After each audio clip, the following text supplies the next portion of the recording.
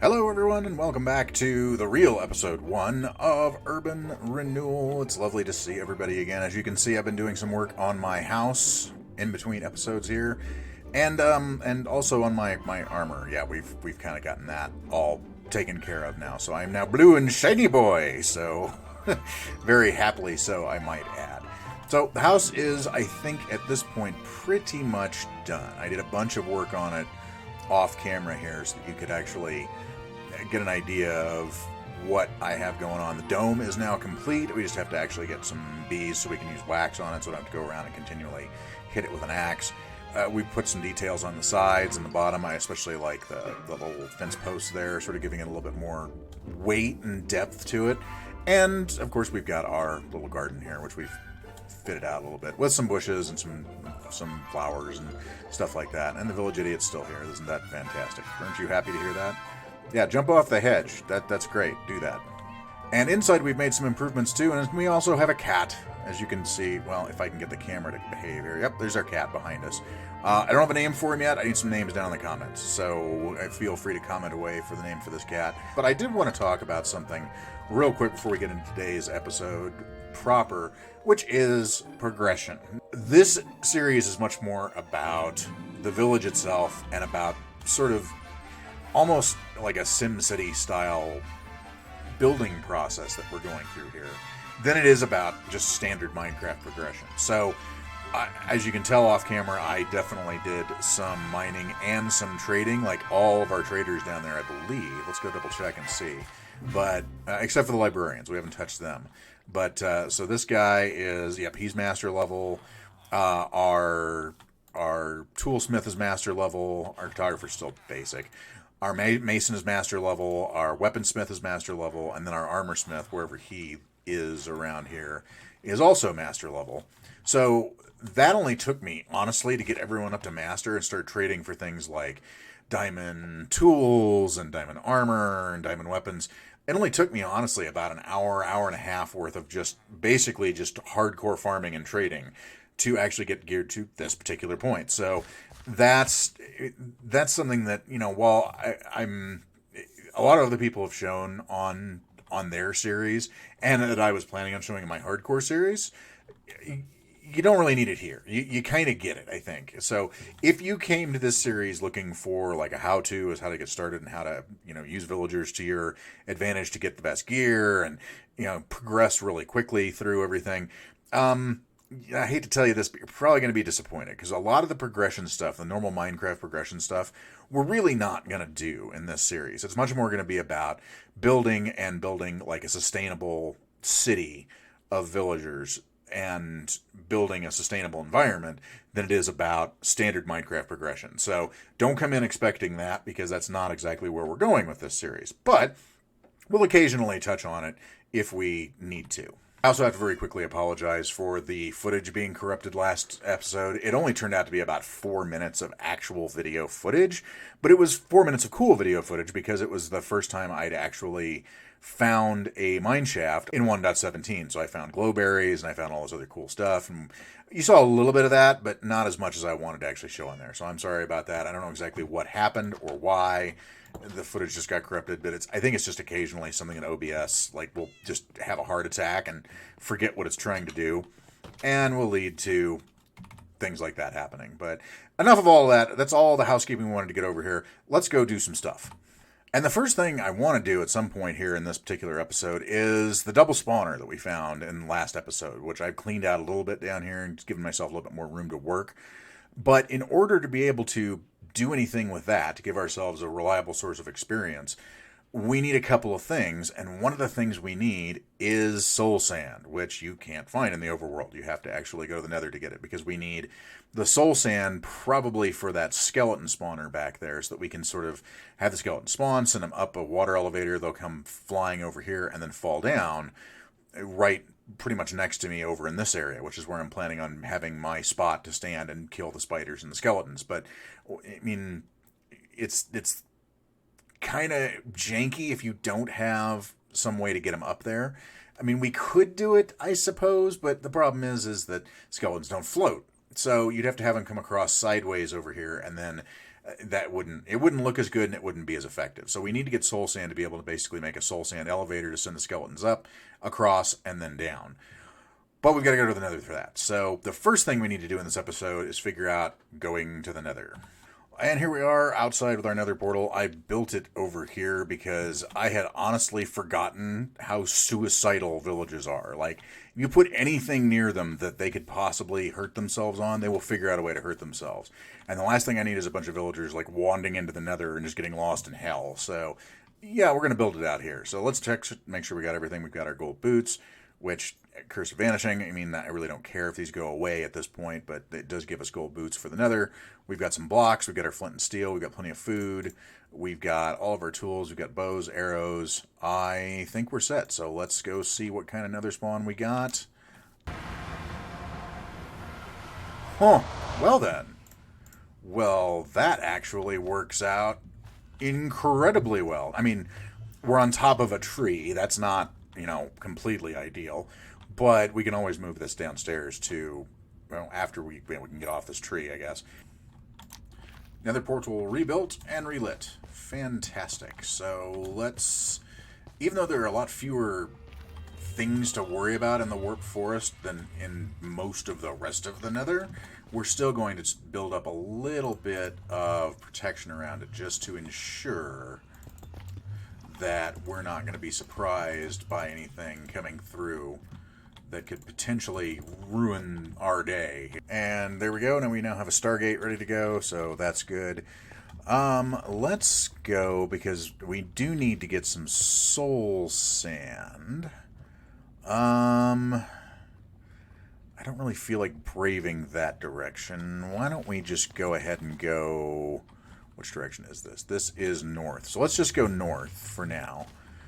Well, I was up there grabbing some glowstone on my way around here, and I looked down and discovered this. So we have some soul sand there, right next to this enormous lava lake. So I'm going to go the safe route and actually go this way and pretty much just sort of dig to it, I think. It's probably our best bet for getting over there. If we can find it. Aha! We found it. We also found a problem, which is now we're kind of underneath it. So let's go this way. I think, yes. We'll be right here. That's perfect. And now, the wonderful thing about the nether, since you've got all this gravel floating around, is we can just go ahead, put this in our offhand, and we can sort of clean out an area here with gravel. And now that that's mostly taken care of, we can go ahead and get this and not worry about it falling in lava, or more importantly, ourselves falling in lava. So let's get as much of this as we can, or as we dare to, which is 8 pieces of soul sand, which is more than enough for what we're doing. But do I want to get some more while I'm here? You know what? No, I don't. I don't want to get more while I'm here. I've had enough fun in the nether for right now. We'll get this quartz and we'll head back up. And right on the other side of this little bit of nether waste here, we found a crimson forest. That's pretty cool, actually. So now we have access to crimson wood and piglins and this stuff, which is all of which are good things. So let's go grab some of that while we're at it. Well, I suppose we should do a little bit of bartering while we're here, since we do have some gold, thanks to those little bits that I found here. Take the gold! Take it! Give me the things! Hey! Fire charge, obsidian. Ooh, crying obsidian. Yes, please. String! Yay! Soul speed 1. Yeah, I'd rather have the cobblestone. You know what would be awesome, Mojang, is if you could actually turn these into nether wart. That would be fantastic. And I don't see a reason why you can't, because you can turn everything else that's a block of whatever into the thing that whatever was made out of, except nether wart. Just, ooh, ooh. Life flashed before my eyes. And I'm down here. Great. Well, I think that's enough of exploring the nether for... Wait a minute, did you see that? No way. So if you're in third person and running at a particular angle, oh my goodness.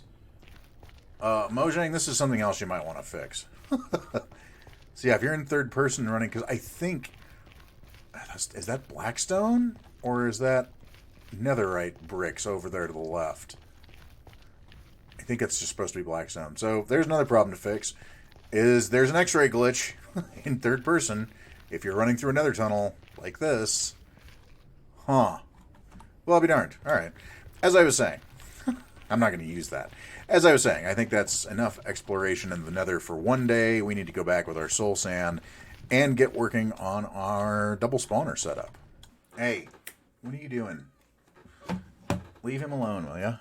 And after clearing stuff out here a little bit more, we have this pretty much ready to go. However, I discovered something very interesting here. So these spawners are in such close proximity is that their spawning areas overlap.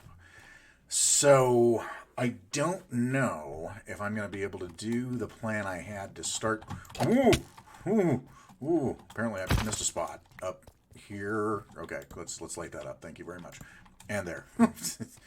I had a cave spider just spawn on me too, so I'm like, oh, okay, that's fine.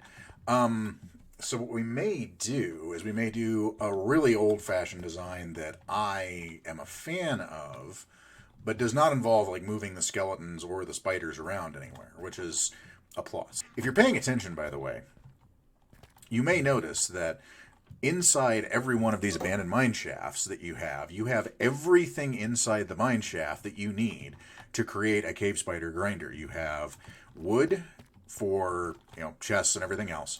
You have fence posts to keep the spiders from getting through because they're so much smaller than regular spiders. You have water, because there's always water in these mine shafts that you can go get. Iron, of course, so you can get hoppers and all that. And then, of course, wood for chests, you've got that as well. So the devs were very smart when they did mine shafts, and they gave you everything you needed to create a cave spider grinder if you so desired. You don't necessarily have to, but they gave you everything you needed to be able to build that as an experience grinder or just a string farm, one of the two. Math having been done, we now have both of our water chutes in here. So this will be the up elevator, this will be the down elevator, as soon as I get it cleared out. Down elevator being very simple, we're just going to put a block of water right here, wall it off with signs, and when you fall through, you hit the water, slow down, and hit the ground over here. So that is now taken care of. Now, the only problem is that the entrance is in a river, so we're going to have to worry about how we're going to dress that up upstairs at a later date. But right now we need to actually go through and sort of figure out what our aesthetics in here are going to be, which means we need to grab a bunch of stuff out of here. I've discovered the weirdest bug.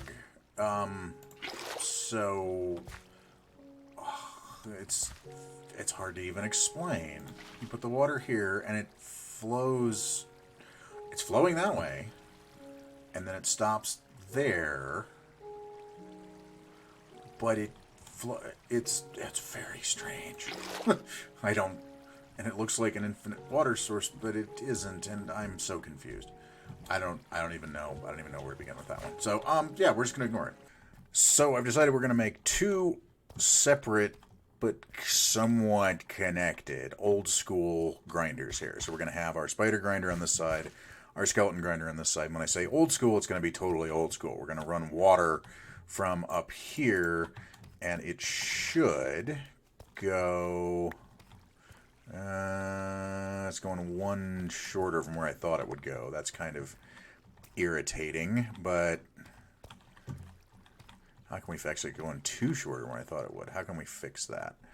We can fix that. That's fine. Well, we'll go into that later. I'll fix that off camera here. So what we're going to basically have are these two old school grinders. So there's going to be a row of hoppers here that are going to go into two different chests. And that means that our structure is going to be something like this. So it should be, so there's the end of that. So it should be right there. Yes. And it'll go 4 high on each point. And the same thing down here for the spider grinder. So this is going to be our row of hoppers here, I believe. That seems right, yes. Or maybe we'll put, actually, for this one, I think our row of hoppers is going to be underneath all of this. And this is going to be where the fence posts are going to be, and then the slab will be up here to keep them from getting through. So that way you can just swipe at them from there. So I think that's how we're going to do this one. Yeah, that seems good. Yeah, we'll do that way. So we're just going to sort of fix that a little bit. So that means that the structure for this one isn't going to start until we hit about here. 2, 3, 4. And the same on this side here. One short over here. Now we can solve that problem pretty quickly. And I'm happy to say we have half a functional spawning set up. And I'll have to go in and clean some of this stuff up later. But yeah, they come in there. And then you have to come up here to get the experience. Some of them will climb up there. So there's not much you can really do about that until they fall back down. But now we need to take care of this one. So let's do that. And we'll be right back. Whoop, after we kill this guy. How you doing? Ow. The only problem with these is you will occasionally get poisoned, which stinks, but it is what it is. All right, let's get the skeleton one taken care of. And as you can see, the other half seems to be working just fine as well. Now, the only problem is I have a knockback sword, not a sweeping edge, so this is going to be a little slow, unfortunately. But it does function.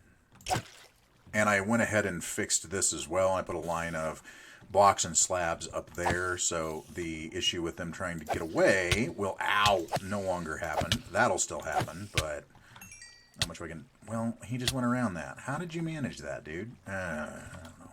Cave spiders are really frustrating to make a spawner out of, but this does function. The nice thing is you don't have the entity cramming problem that you do with the 1x1 version of this, in that you can have thousands of skeletons in here and it wouldn't entity cram. So if we had a way to speed up spawners in vanilla, that would be amazing. Unfortunately, that is strictly a modded thing and not a vanilla thing, which is too bad, but, you know, it is what it is. So this is our spawner, our double spawner that we've got set up here. Is it the fastest thing in the world? No. Is it the most efficient thing in the world? No. Will it work? Absolutely. So it'll be a little slow. Well, maybe a little slower than a normal spawner. But it'll still function, and that's the important thing. So, well, if he'll get off the... Ow! God, I hate that. Like, regular spiders, they can't do that. Only cave spiders can do that. And there's really no other way around it, honestly, which is a shame. Oh, it's apparently raining. Fair enough. But that is... Whoa. I'm really glad I have a lightning rod on top of my house, let me tell you. So, but that is our spawner. I'm going to clean some stuff up down here, and we'll come back and we'll do some more decoration on this too. This is just basically for starters. So we've got all the stuff we need down here to, you know, do things with all the various different drops and all that. We've got storage for our... How you doing? Welcome to Chili's. We've got storage for all of our drops in here for our skeleton drops and spider drops. So we've got that all taken care of. So now it's just a matter of killing a bunch of skeletons, getting some levels, and spiders and stuff. So cool. Well, this is done. Now all we have to do is hook up our water elevator, and we're ready to go. Well, here's something I hadn't thought of.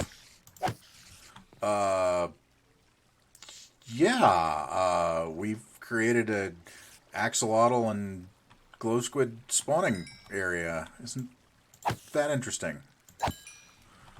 Huh. Well then, I don't know what to do about that. I really don't. Yeah. Okay then. That's very, very interesting. Right. And we have some glowing sacks and some axolotls. Okay. That's okay. None over here. Must be darker over here. I'm very confused. Okay, back to what we were doing. And up and down elevator's done. So to go up, we just come over here to this one, slide up on our soul sand water elevator all the way to the top. Doink. And if we want to go down, we just go over here and go all the way, falling through the water, and out we go. Genius! And even with as inefficient as this farm probably is, and I'm not saying it's the most efficient thing in the world, in fact it's probably not even close, we already have a stack and a little bit of string and some glowing sacks and a bunch of spider eyes. So, I mean, it's not awful. And then over here we've got almost 2 stacks of bones just from just randomly coming through and beating on the skeletons. So, I mean, it's not horribly inefficient. It could definitely be better, but it's not the most terrible thing I've ever built. I don't know. I don't know if that's saying much or not, but you take it for what you will. All right, cool. Project done. Let's go. Actually, hold on. Let's. I don't have any. How do I not have any stone? That's amazing. Gonna make another pressure plate to match. Oh well, we'll deal with it later. Let's go upstairs, drop all this stuff off, and we can start on the last project for the day. And for said project, I have to ask you one simple question. Are you ready for some football? No. Are you ready? I'm sorry. Are you ready for some demo? Because this hill, this hill is standing in the way of progress and needs to go. And we need to map out some of our new districts, including 2 things that I'm going to be building in the next episode, more than likely. And that is going to be a farmer's market and a library. And we need this area cleared out for those. So let's get to it.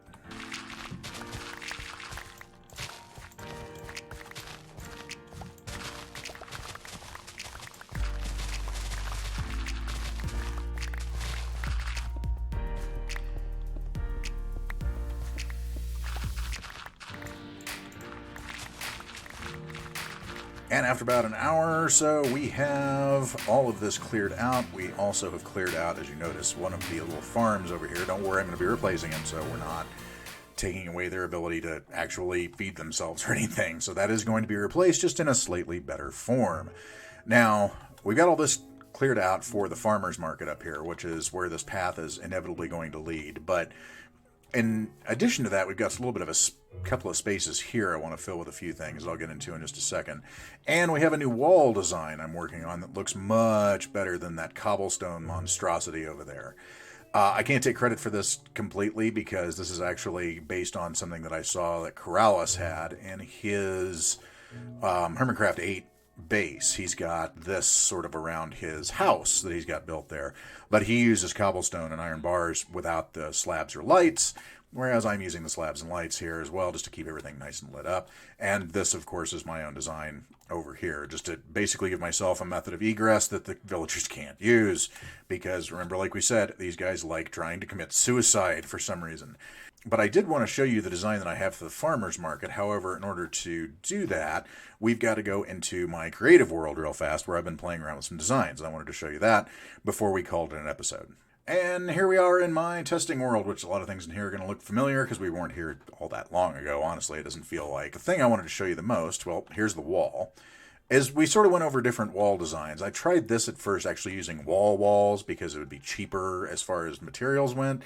I just didn't really like the way it looked. I mean, I understand what walls are there for. They're there to be walls. But the problem is that this wall and this wall looks a lot better in my estimation, I think. We may go back and revisit the sort of guard tower thing that I want to build occasionally along the walls. Now, let's talk about what we want to put as far as the farmer's market goes. And this is the design I finally settled on. So I tried a couple of different iterations of this.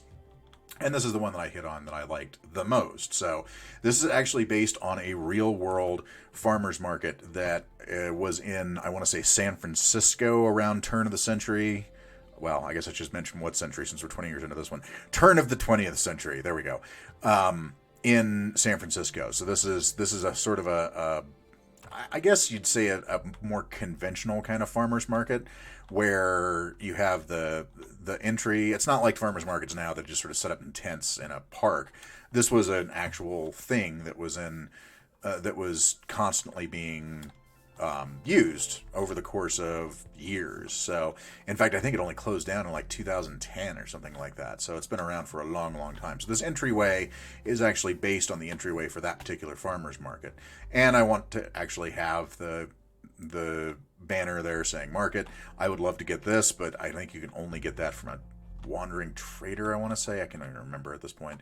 But once again, simple design. I mean, this isn't really all that difficult. It's spruce wood on the outside with slabs, with some trapdoors, and some cobblestone. I mean, this is a real easy design. And then the sign's made of wool. It's a real easy design. It's all spawn proof because all of these slabs are either lower slabs or they're really well lit. So it's a really simple design. It's one of the things I want to impress on people, not only in this series, but in all the other things that I'm doing, is that honestly, simplicity in design in Minecraft is not something that you need to shy away from. It's not something that you should. I mean, not everything's going to look like, you know, the one of the temples at Baalbek over there. All right, it's not everything's going to be like that. Not everything has to be like that. Not everything should be like that. Simplicity of design is something that I really appreciate in Minecraft, and this is just like I said. It's a real easy design, real easy to duplicate, and just throw blocks together and see where it leads you. In this particular case, we're going to go inside. The stalls are very simple. It's just fence, trapdoors, workstation, and then I actually am using the pressure plate trick. There's actually a item frame under there with, in this particular case, a glowberry and then a birch pressure plate on top of it to make it look like it's on sort of a table. Now, the other thing I wanted to show you is I've been playing around with housing ideas. And remember how I said when all this started that I wanted to go more the Art Deco kind of route with housing. So we're sort of an in-between between the medieval and modern, something somewhere in the middle of all of that. Post-Industrial Revolution is kind of what I was going for. Well, I've been playing around with some designs with varying levels of success. So the first design we have is a straight-up Art Deco apartment complex. This is a real-world building, by the way, that you find in Hollywood, of all places. Imagine that, something like this in California. Who'd have thunk it? So, but I love the colors. The colors are very striking. It's one of the things you'll notice about Art Deco. If you start looking into the Art Deco revolution in the 20s and a little slightly earlier and then into the late 20s and early 30s, is just this riot of color that's used in so many of the different Art Deco architectural styles, that it's just bright colors and vibrant pastels and in your face, and much like the 20s themselves, really it's not understated in any way, shape, or form. It's a very, you know, this is what it is, and we don't care what you think about it, deal with it kind of feeling to it. So this particular building is pink. It's a pink building with white highlights and then using brick. So I've sort of recreated this here just to get an idea. Like, I was just trying to get a feel for the style more than anything, because I could build this in our world, but the problem is this is huge. So this is about 20 blocks tall and about 50 blocks wide by about 30 blocks deep when all's said and done. And if you look at who you could house in here, if you choose this as an apartment complex, you're basically talking about 1, 2, 3, 4, 5, 6, 7, 8, 9, 12 villagers would be able to live in this particular apartment complex, which sounds like a lot until you're dealing with 500 of them, and then it's not a lot. Now, by the same token, individual housing was the same way in the Art Deco period. And here you have, once again, based on a real-world build, is a blue house. It's actually blue in real life, and it uses pretty much the same type of color scheme all the way through.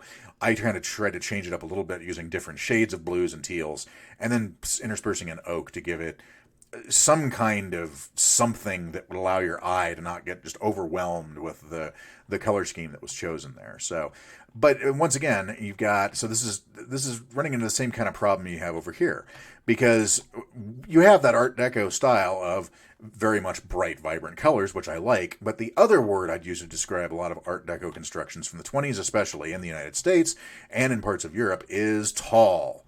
Everything was tall. None of it, like, to give you an idea how tall this is, look at this. That's your house. It's not small. Okay, this is a big building. And if you look at the footprint it's in, you've got what? 1, 2, 3, 4, 5, 6, 7, 8, 9, 10, 11, 12, 13 that way, and 1, 2, 3, 4, 5, 6, 7, 8, 9, 10 that way. This is one house. It's meant for one villager. because you really can't put any more in here than we've already got crammed in here. There's the bed. I mean, I suppose you could do 2 beds, but it would be so cramped it wouldn't look right. I mean, I like the design, don't get me wrong. This is actually a really cool little design that we've come up with here. But it's just too impractical when you're talking about a city of 500 villagers having all of them living in a house this size. I mean, this would take up probably the entire, you probably figure, what, about 20 of these would take up the entire footprint of one of our residential districts? That's too much room for what it is. Then I had a sort of a brainwave, and we came across this. Now, those of you who live in places like New York or Boston, or maybe even San Francisco, actually, might recognize this as sort of a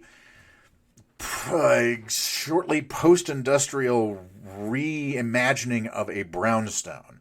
Brownstones are basically a type of building that's found in New York and Boston for the most part, some in San Francisco, where it was a way for upscale people to live in a downtown area in something that looked like a very cool looking house, but not paying the prices for things like slate or granite as to make the house. So they basically put this brownstone facade on the outside, which unfortunately in most cases is kind of crumbling now, and and the only place that actually quarries brownstone went out of business in 2012. I tried to imagine what a Minecraft villager equivalent to a brownstone would be, and this is what I came up with. Now, let's look at the footprint of the buildings themselves to start with. So we're looking at 1, 2, 3, 4, 5, 6, 7, 8, 9 across. 9 across, and then as tall as we want to go, really. And then 1, 2, 3, 4, 5 in the x-axis. So basically you're talking about a 9 by 5 area, 2 stories, that can house a villager in it. So, and these are all modular. You can just keep putting one after another, after another, after another to ad infinitum over here. And have plenty of space for your villagers. Now, of course, it's kind of Spartan inside. It's a little cramped because we have a table, we have a chest, we have our cooking implement there. We have our stairway. We do have some nice paintings. We have a stairway up into a small bedroom, bookshelves, and the bed inset into the floor here, which is a trick that I like to do when you have small spaces like this.